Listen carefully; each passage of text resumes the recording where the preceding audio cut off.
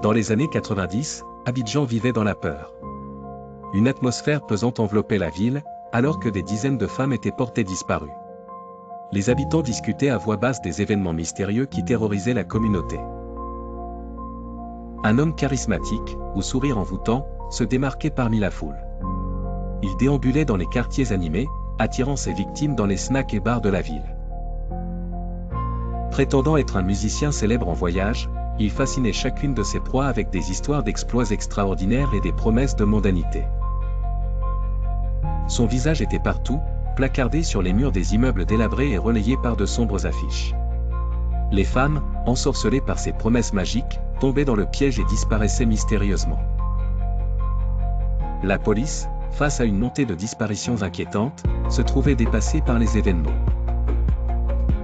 Les familles pleuraient leurs proches, les yeux rivés sur un horizon rempli de désespoir. Des rumeurs circulaient sur son mode opératoire, alimentant les peurs. Il se disait qu'il louait des chambres d'hôtel pour commettre ses crimes, dissimulant ses actes derrière des façades d'anonymat. Chaque jour, une nouvelle victime était annoncée à la une des journaux.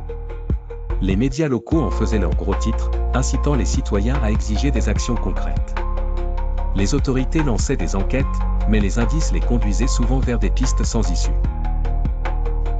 L'homme sommaire, devenu une légende urbaine, restait insaisissable, un spectre hantant les esprits. Des réunions communautaires étaient organisées, rassemblant les habitants dans l'espoir de créer une alliance pour chercher la vérité et ramener la justice. Les chefs de quartier demandaient une vigilance accrue, et les familles prospéraient des appels désespérés à l'aide. Finalement, après des mois d'investigations épuisantes, un piège fut tendu pour capturer l'homme qui avait semé la terreur. La tension à son comble, un plan minutieux fut mis en œuvre, menant à son arrestation judiciaire. La ville pouvait enfin respirer de nouveau. Les citoyens réapprirent à marcher dans les rues, à fréquenter les snacks et à vivre sans cette peur omniprésente.